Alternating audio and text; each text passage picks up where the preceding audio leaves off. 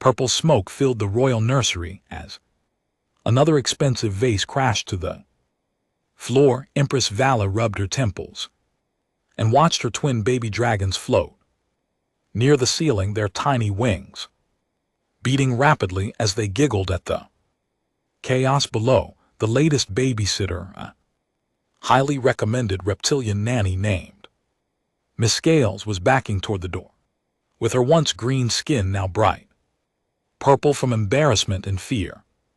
"Your Imperial Majesty," Miss Scales stammered, her voice shaking, "I have cared for younglings from 17 different species across the galaxy, but these little ones are impossible." She clutched her bag tightly as smoke, the smaller of the twins, blew a perfect smoke ring that settled around her head. Like a crown, they turned my skin purple. "Do you know how long it takes for a reptilian's natural color to return?" Ember, slightly larger than her brother, teleported directly in front of Miss Scales with a soft pop, causing the nanny to shriek and drop her bag. Toys, snacks, and official documents scattered across the marble floor. The baby dragon tilted her head curiously, her golden eyes wide with innocent confusion at the adult's reaction. "They are just babies," Bala said softly, though she knew her words carried little weight. In the past 3 months, Smoke and Ember had driven away 12 babysitters. Each one had arrived with confidence and excellent references, only to flee within days, sometimes hours.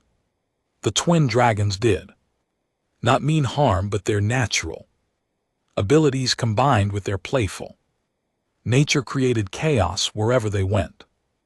Miss Scales gathered her scattered belongings with shaking hands. "Babies, Your Majesty, they set my certification documents on fire yesterday, and this morning I found my shoes filled with pudding, somehow transported from the kitchen 3 floors down. I cannot work under these conditions." She bowed quickly and rushed from the room, her purple scales glinting under the crystal chandeliers. Bala sighed deeply as she watched the nanny disappear down the corridor. The palace staff would gossip about this latest failure within the hour.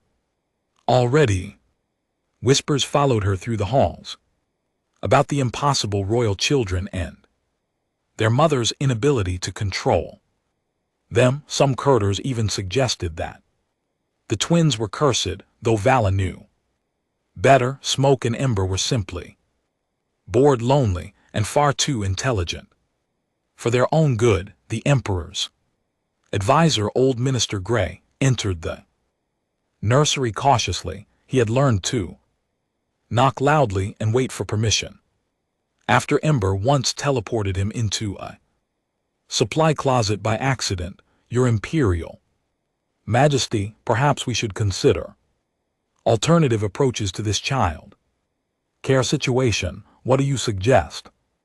Vala asked, watching as Smoke attempted to stack toy blocks while floating upside down. The blocks kept falling, which only made him more determined to try again. "We have interviewed candidates from every known child care species in the galaxy. The nurturing folk of the Andor system fled after one day. Even the patient caretaker guild of Proxima refused to send another representative after what happened to their last 3 members." Minister Gray cleared his throat carefully. "I have been researching species known for their unconventional approach to dangerous situations. There is one group that keeps appearing in historical records for their ability to remain calm in the face of overwhelming odds." "Which species?" Va asked, though she suspected she would not like the answer. "Any species willing to care for her children at this point would likely have its own set of problems. Humans, Your Majesty." Vala paused in surprise. Humans were relatively new to galactic society, having only achieved faster than light travel within the last century. Most species considered them fragile, short-lived, and lacking any natural defenses that would be useful in child-air humans. Minister Gray, they have no telepathic abilities, no natural armor, no enhanced strength or speed. How could they possibly handle children who can teleport and breathe fire? That is precisely why they might succeed where others have failed, Minister Gray replied, pulling out a small data tablet. I have been studying human behavioral patterns in crisis situations. They have a remarkable tendency to remain calm when faced with circumstances that would terrify other species. Their military records show countless examples of humans walking into obviously dangerous situations with nothing more than determination and basic equipment. Ember teleported next to Minister Gray and began tugging on his robes, wanting attention. Instead of backing away, the old advisor simply patted her head gently. Additionally, humans have successfully raised young from multiple species during their integration into galactic society. They seem to possess an unusual patience with children, regardless of those children's natural abilities. Vala considered this information while watching Smoke finally succeed in stacking 3 blocks while floating. The baby dragon's proud chirp echoed through the room. But Minister Gray, what human would be willing to take such a position? Surely they have heard the stories about what happened to our previous babysitters. I believe we should post the position through official channels and see who responds. Minister Gray suggested. Humans have a saying about desperate times requiring desperate measures. Perhaps we will find someone who needs this opportunity as much as we need them. That evening, Vala approved the posting of a new employment notice to be distributed to all embassy networks. The job description was honest about the challenges involved, though it focused more on the children's intelligence and playfulness rather than the chaos they created. The salary offered was generous enough to attract attention, but not so large as to seem suspicious. 3 days later, responses began arriving from across the galaxy. Most were from the usual species, though a few humans had indeed applied. Va reviewed each application carefully, looking for any sign that the applicant truly understood what they were volunteering for. One application stood out, not because of impressive credentials or glowing recommendations, but because of a simple note at the bottom requesting permission to bring along an infant child. Minister Gray Valor called. Studying the humans application. Have any of our previous babysitters ever requested to bring their own children to work? Never, Your Majesty. Most species consider it highly unprofessional to mix personal child care with professional duties. Vala smiled for the first time in weeks. Perhaps a human who was already caring for a baby would not be as easily frightened by 2 more children, even if those children happened to be dragons. She approved the application immediately, curious to meet someone brave enough or desperate enough to bring their own infant into the chaos of the royal nursery. The palace staff prepared for another failed experiment. But Vala felt a strange sense of hope. Sometimes the most unexpected solutions came from the most unlikely sources. Rose stepped off the transport shuttle with her baby daughter strapped securely to her chest in a soft carrier. The imperial palace rose before them like a mountain of gleaming crystal and gold, its towers reaching toward the purple sky of the dragon home world. Other passengers hurried past them toward the visitors' entrance, but Rose had been directed to a smaller side gate marked for official business. Baby Lily gurgled happily as they walked, her tiny hands reaching toward the floating gardens that drifted lazily around the palace exterior. At 6 months old, Lily had already traveled to more worlds than most beings saw in a lifetime. Rose's previous job as a xenobiology researcher had required constant movement between systems, and Lily had adapted to space travel with remarkable ease. The palace guards examined Rose's credentials with obvious confusion. One of them, a tall being with silver scales and 6 arms, kept glancing between the official employment documents and the small human woman holding a baby. "You are here for the royal babysitting position?" he asked in heavily accented galactic standard. "Yes, sir," Rose replied politely. "I have an appointment with Empress Valor in 20 minutes. The guard's companion, a creature that looked like a walking tree with glowing amber eyes, leaned closer. "You do know what happened to the last babysitter?" "Yes, she left yesterday with purple skin and refused to explain why." Rose shifted Lily's carrier slightly, ensuring her daughter was comfortable. "I read the incident reports that were made available to applicants. It sounds like the royal children are very creative and energetic." Both guards exchanged glances that clearly said they thought the human was either very brave or very foolish. They processed her credentials and provided directions to the royal quarters, warning her to knock loudly and wait for permission before entering any room. The palace corridors were even more impressive than the exterior, with walls of polished stone that seemed to glow with inner light. Floating crystal sculptures provided soft illumination, and the air carried the faint scent of exotic flowers. Rose had studied draconian architecture during her university years, but experiencing it in person was breathtaking. Lily seemed equally fascinated, her dark eyes wide as she took in the alien surroundings. She had inherited her mother's curiosity about new environment, though at 6 months old her interests were limited to whatever looked shiny or made interesting sounds.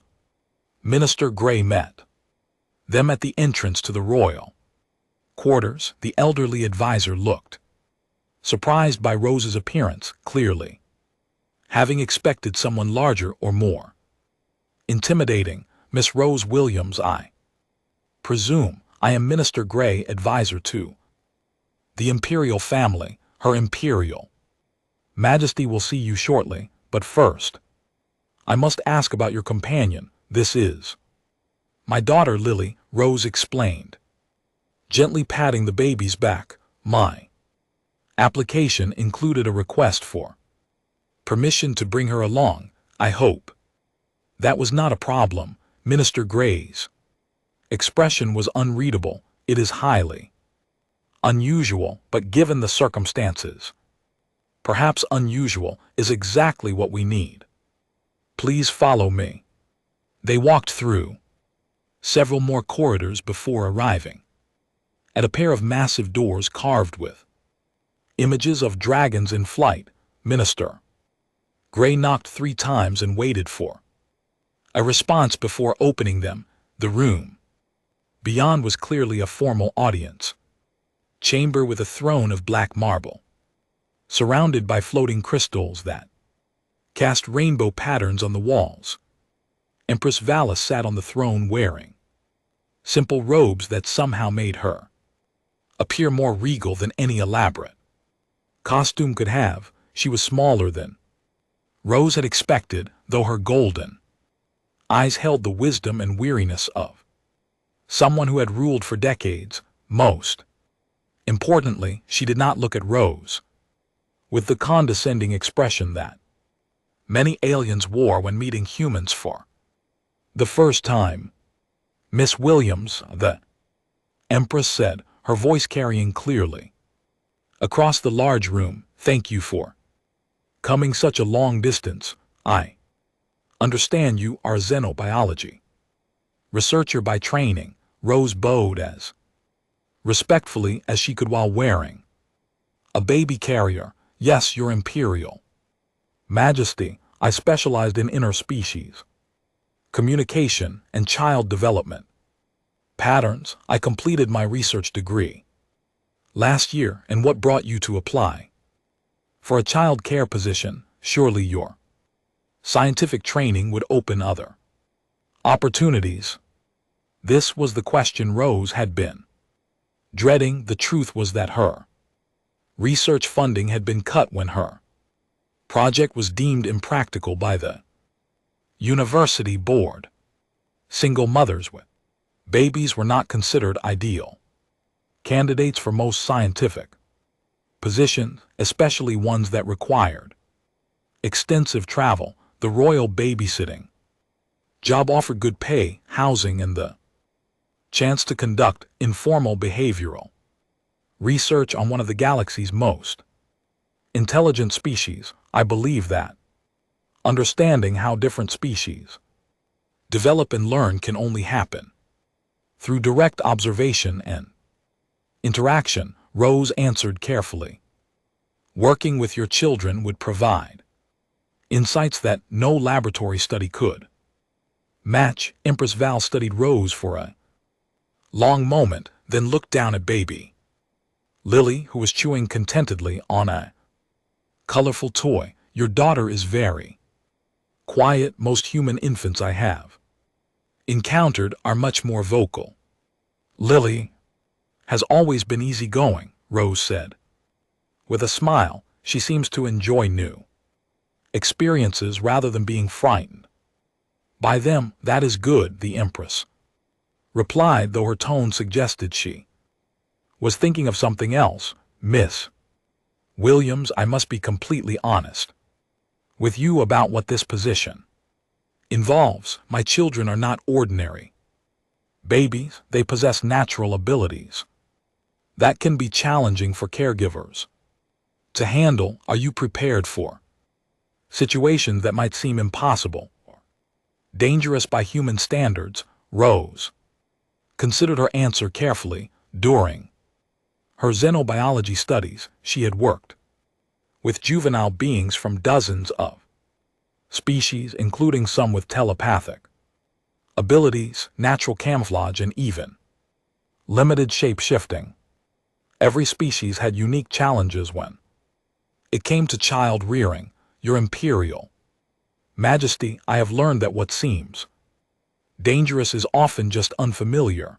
I prefer to approach new situations with curiosity rather than fear." As if summoned by their conversation, two small shapes appeared at the edge of Rose's vision. The twin dragons crept into the audience chamber, moving with the careful stealth that only small children attempting to spy on adult conversations could manage. They were smaller than Rose had expected, each about the size of a house cat, with iridescent scales that shifted color as they moved. Lily noticed them immediately and let out a delighted squeal, reaching toward them with both hands. The sound made both dragon babies freeze in surprise, their large eyes focusing on the human infant with obvious curiosity. "It seems," Empress Vaya said with the first genuine smile Rose had seen from her, "that introductions are already being made. Miss Williams, meet my children." Smoke and Ember, Rose's first morning in the royal nursery, began with her bag bursting into flames. She had just finished feeding Lily her breakfast when smoke emerged from behind a toy castle and breathed a small puff of fire directly onto Rose's supply bag. The flames were surprisingly contained, burning only the outer fabric while leaving the contents inside untouched. "Well," Rose said calmly, pulling a small fire extinguisher from her diaper bag, "that's one way to say good morning." She sprayed the flames efficiently, then began sorting through her supplies to check for damage. Lily watched the whole process with fascination, clapping her tiny hands at the pretty colors of the extinguisher. Foam, Smoke tilted his head in confusion. His fire breath usually made adults scream and run around in panic. This human simply put out the fire and continued unpacking as if nothing had happened. He tried again, this time aiming a careful puff at a toy elephant on the floor. Rose glanced over and noted which toy was burning and calmly extinguished that fire too. "You're very good at that," she told Smoke conversationally. "Your fire control is impressive for someone so young. I bet with practice you could make some beautiful patterns." Meanwhile, Ember decided to test the new babysitter with her own specialty. She teleported Rose's shoes to different locations around the nursery, starting with obvious places like the toy box, then moving to more creative spots like inside a large stuffed animal and balanced on top of a bookshelf. Rose noticed her missing shoes and began searching methodically. "Let's see, yesterday Minister Gray mentioned that teleportation usually follows emotional patterns. If I was a young dragon who wanted to hide shoes, where would I put them?" She found the first shoe easily, thanked Ember politely for the game, then continued searching for the second one. The dragon twins exchanged glances. This was not going according to their usual script.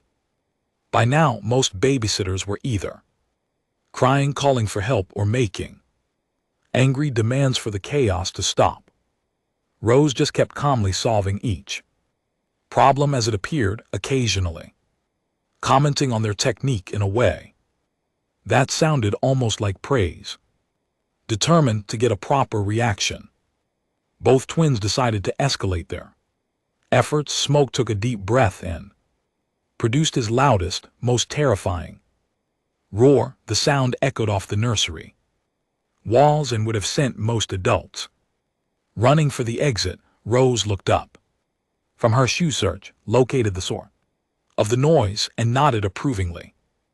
"That's a very impressive roar," she said sincerely. "Your vocal control is remarkable. I've studied draconian vocal development, and most children your age can't achieve that level of volume and resonance." The roar had an unexpected side effect. Baby Lily, who had been dozing peacefully in her carrier, woke up with a start. Rose immediately moved to comfort her daughter, expecting tears or frightened crying. Instead, Lily's face broke into the biggest smile Rose had ever seen. The baby began laughing with pure delight, her whole body shaking with giggles as she stared at the dragon twins. Smoke and Ember froze in complete surprise.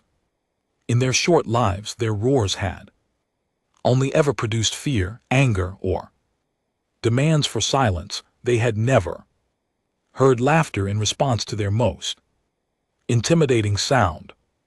Lily's giggles were infectious and musical, a sound of such genuine joy that both dragons found themselves staring at her in wonder, curious about this unexpected reaction. Amber tried a smaller roar, more of a chirp than a bellow. Lily's laughter doubled in volume, and she reached toward the dragons with both hands, clearly wanting to get closer to these amazing new friends. Rose, still holding one shoe and searching for the other. Watch this interaction with growing amazement. I think she likes you, Rose told the twins. Lily has always enjoyed meeting new people, but I've never seen her this excited before. Encouraged by the positive response, Smoke decided to show off his other abilities. He began floating in small circles near the ceiling, creating puffs of colorful smoke that formed simple shapes. Lily clapped and babbled enthusiastically, trying to reach the pretty smoke rings from her carrier. Ember, not to be outdone, began teleporting from one spot to another around the nursery, each time appearing closer to the human baby. She discovered that Lily would laugh harder if she appeared in unexpected places, so she began using her teleportation as an elaborate game of peekaboo. Rose finally found her second shoe inside a large toy dragon and sat down to put it on. As she watched her daughter interact with the royal children, she began to understand what had really been happening with the previous babysitters. The dragon twins were not malicious or destructive by nature. They were bored, lonely, and desperate for positive attention. Their pranks were actually attempts to engage with their caregivers, but since most adults responded with fear or anger, the children had learned to expect negative reactions. They kept escalating their behavior, hoping to find someone who would interact with them as individuals, rather than treating them as dangerous creatures to be managed. Lily's innocent laughter had broken through that cycle. In minutes, she saw the dragons as playmates rather than threats, and her genuine delight in their abilities made them want to entertain rather than fright. Rose realized she was witnessing something remarkable. The moment when three babies discovered the joy of friendship across species lines. By mid-morning, the chaos had transformed into an impromptu play session. Smoke was creating smoke sculptures while floating in lazy loops. Amber was playing increasingly elaborate games of peekaboo, and Lily was providing enthusiastic applause for every new trick. Rose found herself relaxing for the first time since arriving at the palace. When lunchtime arrived, all three children were pleasantly tired from their games. Rose prepared bottles for Lily and helped the dragon twins with their meal, a specially prepared mixture that looked like colorful soup but smelled like flowers. To her surprise, both Smoke and Ember sat quietly while eating, occasionally chirping softly to Lily as if including her in their conversation. I think, Rose said to no one in particular, this is going to work out better than anyone expected. 3 weeks into her employment, Rose discovered that the royal nursery had become the most popular destination in the palace. Guards found excuses to patrol the corridor outside just to hear the sound of children laughing. Kitchen staff volunteered to deliver meals personally, lingering to watch the amazing games happening inside. Even Minister Gray had begun taking his afternoon tea in the adjoining sitting room, claiming he needed to monitor the situation for security purposes. The transformation in Smoke and Ember was remarkable. The twins, who had once terrorized professional babysitters, now spent their days creating elaborate entertainment for their new human friend. They had learned that Lily's laughter was the most wonderful sound in their world, and they competed cheerfully to see who could make her giggle the loudest. Smoke had developed his fire breathing into an art form. He could now create smoke rings in different colors, tiny puffs that formed letters of the alphabet, and even small fireworks that sparkled harmlessly in the air. His favorite trick was making smoke pictures that told simple stories, complete with tiny smoke animals that chased each other around the nursery ceiling while Lily shrieked with delight. Ember had discovered that her teleportation ability could be used for much more than hiding shoes. She had learned to appear and disappear in rhythm with music, creating a magical dance that fascinated the human baby. She could teleport toys to Lily's hands exactly when the baby reached for them, making Lily feel like she had magical powers too. Most impressively, Ember had figured out how to teleport herself in small objects in slow motion, creating beautiful light trails that looked like falling stars. Rose watched these developments with growing excitement. Her xenobiology training had taught her that play behavior in young beings was crucial for proper development, but she had never seen anything like the creative explosion happening in the royal nursery. The dragon twins were not just entertaining Lily, they were learning to use their natural abilities in positive, constructive ways. The breakthrough moment came on a rainy afternoon when all three children were feeling restless. Lily had been fussy all morning, missing her usual nap schedule due to the weather. Smoke and Ember were picking up on her mood, becoming increasingly agitated as their favorite audience remained unhappy. Rose was walking around the nursery, bouncing Lily gently and humming a lullaby her own mother had sung to her years ago. The melody was simple and soothing, designed to calm fretful babies. As she hummed, she noticed both dragon twins settling down, their restless movements becoming slower and more peaceful. Curious about their reaction, Rose began singing the lullaby. With words, her voice was nothing special by human standards, but the twins had never heard music like this before. Draconian songs were complex compositions with multiple harmonies and intricate rhythms. This human lullaby was simple, gentle, and filled with love. Smoke began humming along, his voice creating a soft bass harmony that complemented Rose's melody. Ember discovered she could teleport in time, with the rhythm appearing and disappearing like a visual representation of the song's beat.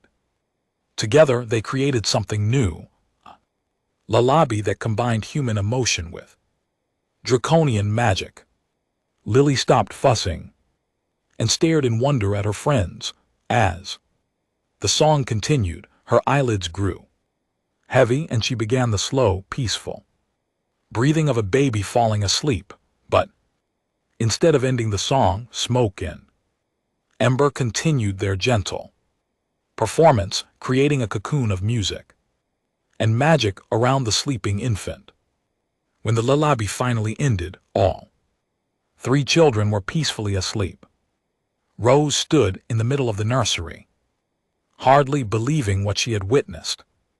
The dragon twins, who had never shown patience or gentleness with anyone before, had instinctively understood the need to help their friend rest. They had taken a human song and made it their own, creating something beautiful in the process. Minister Gray appeared in the doorway. Having heard the unprecedented sound of singing from the nursery, he took in the scene of three sleeping children and Rose's amazed expression, then nodded with satisfaction. "I believe," he whispered, "we have found our solution." Word of the nursery's transformation reached Empress Vala that evening. She had been attending a diplomatic meeting in another wing of the palace, but reports of her children's behavior had been filtering in throughout the day.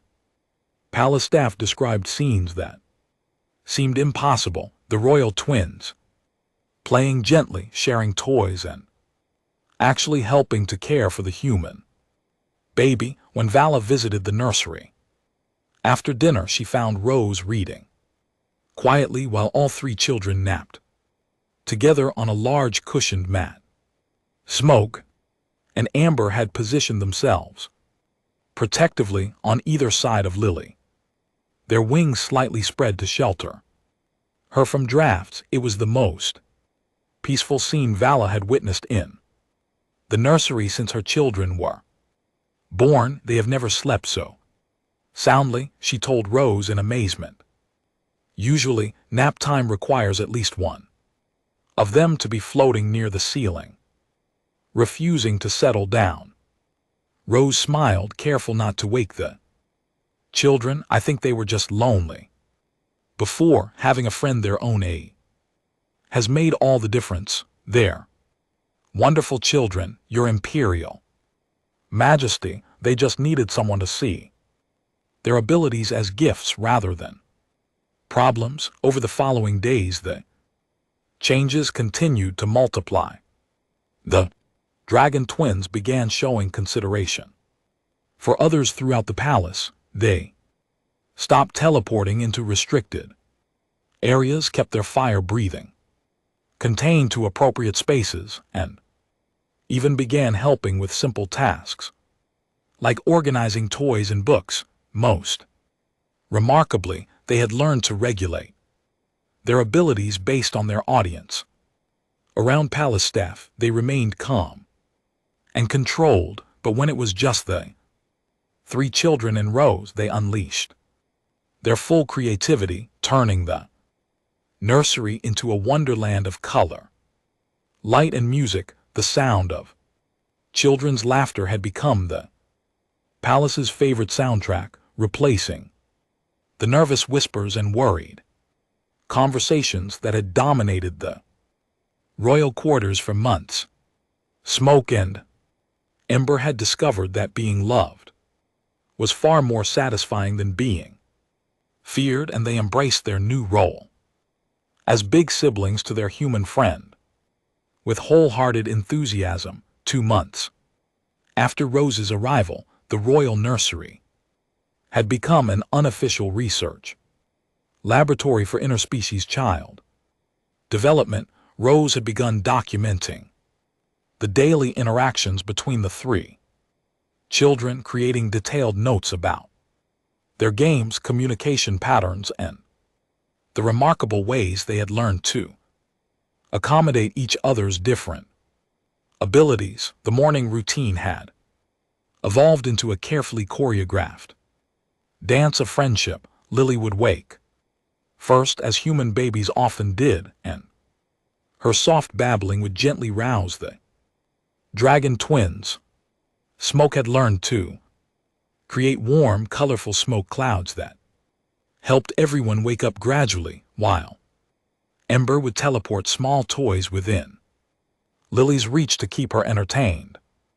While Rose prepared breakfast, Rose had introduced several human games that the dragons had enthusiastically adapted. Peekaboo became an elaborate performance where Ember would teleport between hiding spots while Smoke created smoke screens for dramatic effect. Patty Cake evolved into a complex rhythm game where all three children would clap, chirp, and babble in synchronized patterns that sounded almost like music. The most successful addition had been a simple game of catch. Rose had brought soft, colorful balls that were safe for all three children to handle. Lily could grab them and wave them around. Smoke could gently push them through the air with controlled puffs of breath, and Ember could teleport them from one location to another. What started as a simple game had become an intricate activity that required cooperation, timing, and patience from all participants. Palace staff had stopped treating the nursery as a dangerous area to be avoided. Instead, it had become a source of daily entertainment and wonder. Cook Maria would bring special treats for the children, staying to watch as Smoke carefully heated Lily's food to the perfect temperature with precisely controlled fire breath. Head gardener Tom had begun growing flowers, specifically for the nursery after discovering that Ember could teleport fresh blooms directly into decorative arrangements.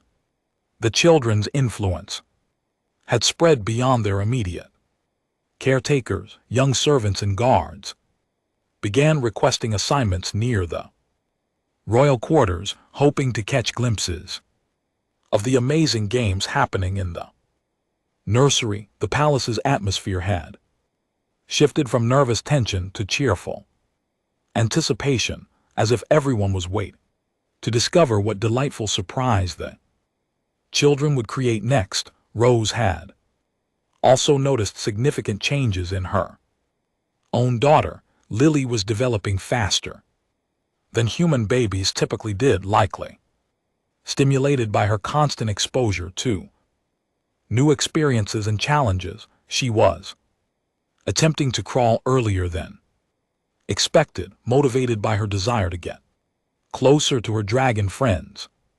Her babbling had taken on musical qualities that seemed to mimic the dragon's chirping patterns. Most remarkably, she showed no fear of fire, teleportation, or flying creatures, experiences that would terrify most human children. The dragon twins were equally affected by their friendship with Lily. Their natural empathy had blossomed under the influence of caring for someone smaller and more vulnerable than themselves. They had learned to gentle their strength, control their abilities, and consider the needs of others before acting. These were lessons that typically took draconian children years to master, but Smoke and Ember had absorbed them naturally through their daily interactions with their human friend. Empress Vala had become a regular visitor to the nursery, often bringing her official work to complete. While watching the children play, she was amazed by her twins' development, particularly their growing emotional intelligence and social skills. During one visit, she witnessed Smoke carefully drying Lily's tears with warm, gentle puffs of air after the baby had bumped her head on a toy, while Ember teleported Lily's favorite stuffed animal directly into her arms for comfort. They have learned compassion, Valet told Rose that afternoon. In our culture, empathy and kindness are considered the highest virtues, but they are usually taught through formal lessons and careful instruction. My children have discovered these qualities naturally through friendship. Rose had been thinking about this phenomenon extensively. Her background in xenobiology had prepared her to observe and document behavioral changes, but she had not expected to witness such rapid and profound development. The three children were essentially raising each other, learning from their differences while building on their similarities. The language development was particularly fascinating. While Lily was too young to speak, she had begun making specific sound that the dragons clearly understood as communication. Smoke and Amber had developed a simplified version of their natural chirping language that seemed designed to include their human friend. They would chirp a question, wait for Lily's babbled response, then continue the conversation as if they understood perfectly. Evening routines had become even more magical than mornings. The three children had established a bedtime ritual that required no adult intervention. Smoke would create gentle, shifting patterns of colored light on the ceiling like a living nightlight. that responded to the children's moods. Ember would gather all the favorite toys and stuffed animals, teleporting them into a cozy nest around Lily's sleeping area. Then all three would settle down, together with the dragon twins, positioning themselves where they could watch over their human friend while she slept. Rose found herself learning as much from the children as they were learning from each other. Their natural acceptance of differences, their instinctive cooperation, and their pure joy in each other's company provided lessons that no university course could have taught. She had come to the palace seeking employment, but she had discovered something far more valuable, a new understanding of how different species could not only coexist but thrive together. The success in the nursery had begun attracting attention from beyond the palace walls. Other noble families with challenging children had begun requesting consultations. Xenobiology researchers from across the galaxy were sending communications, asking for Rose's observations and data. The simple job of babysitting had evolved into something that might change how interspecies child care was understood throughout the known worlds. 6 months after Rose's arrival, the transformation was complete. The royal nursery had become the heart of the palace, and the sound of children's laughter had replaced the whispered concerns that once echoed through the corridors. What had begun as a desperate solution to a child care crisis had evolved into something unprecedented in galactic society, a true interspecies family built on understanding, acceptance, and love. The changes were visible to everyone who visited the palace. Diplomatic guests often requested tour that included the nursery, wanting to witness the famous harmony between human and dragon children. Trade representatives would pause in their negotiations to listen to the musical games echoing from the royal quarters. Even the most formal state ceremonies had been brightened by the children's influence, as Smoke and Ember had learned to create beautiful aerial displays for special occasions, while Lily provided delighted applause from her special viewing area. Rose's official contract had expired weeks ago, but no one had mentioned renewing it because the arrangement had clearly become permanent. She was no longer just an employee, but a valued member of the royal household. Her quarters had been expanded to include a proper research area where she documented the children's development, and she had been given a staff position that allowed her to develop new child care protocols based on her success. The most significant change had come from Empress Vala herself. Watching her children thrive under Rose's care had taught her valuable lessons about parenting across species lines. She had begun spending more informal time with all three children, joining their games and learning from their natural approach to friendship. The formal distance that draconian royalty traditionally maintained from their offspring had given way to something warmer and more connected. On this particular morning, the nursery hosted a special celebration. Lily had taken her first independent steps the day before, toddling unsteadily from Rose's arms toward Smoke and Ember, who had been floating at ground level, specifically to encourage her walking attempts. The dragon twins had been more excited about this milestone than anyone else, creating elaborate smoke fireworks and teleporting flower petals to rain down in celebration. Now a small party was underway to mark the occasion. Cook Maria had prepared special treats that all three children could enjoy, including tiny cakes that Smoke could safely warm with his breath, and finger foods that Lily could manage. With her new mobility, Minister Gray had arranged for musicians to provide background music, though their formal compositions could barely be heard over the children's own musical games. The guest of honor was Ambassador Chen from the Human Embassy, who had traveled specifically to observe the unprecedented success of interspecies childcare.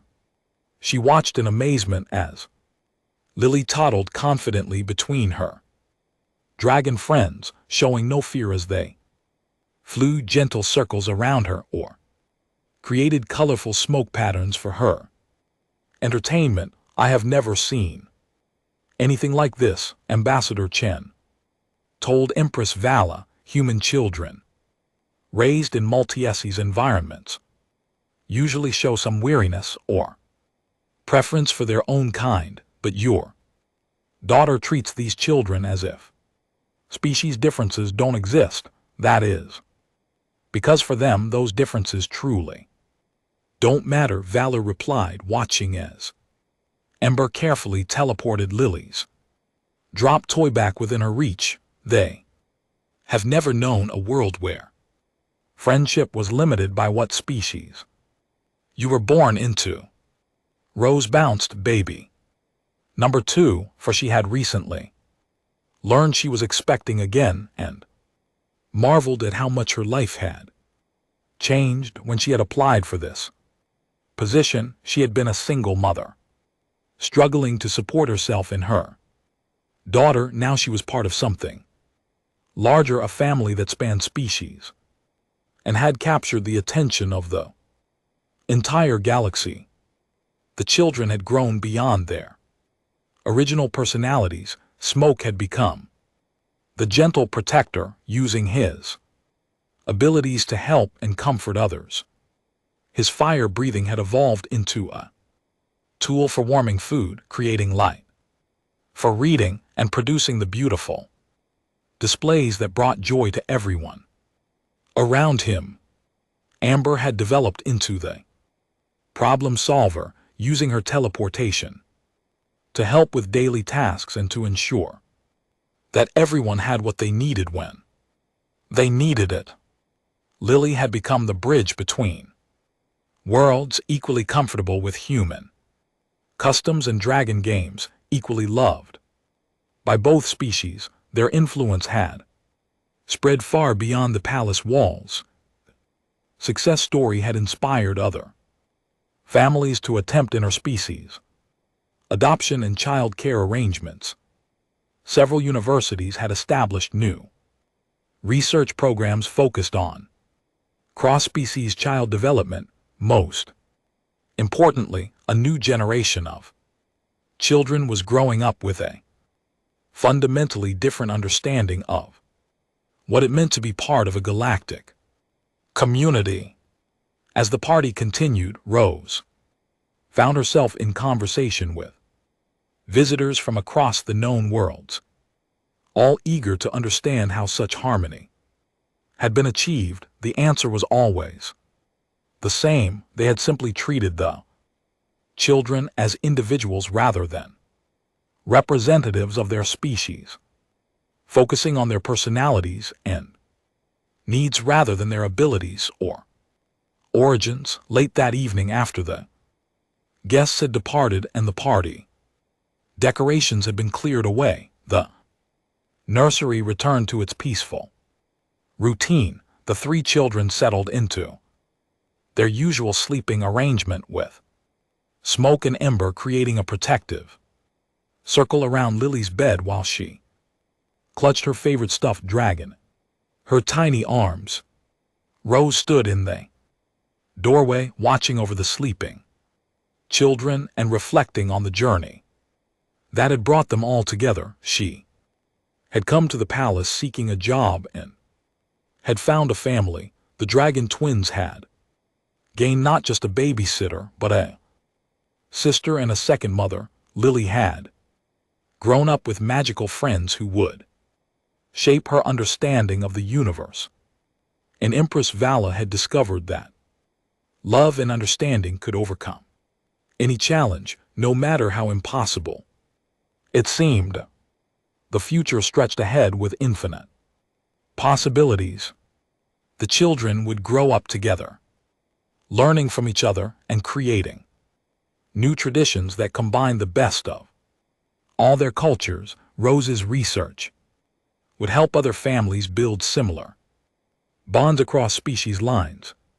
Most importantly, they had proven that friendship, laughter, and love were truly universal languages that could bridge any gap. As Rose turned off the lights and headed to her own quarters, the nursery filled with the gentle sound of peaceful sleep, soft breathing from the human baby, contented chirps from the dragon twins, and the quiet hum of a family that had formed not through blood or species, but through the simple miracle of children who had chosen to love each other exactly as they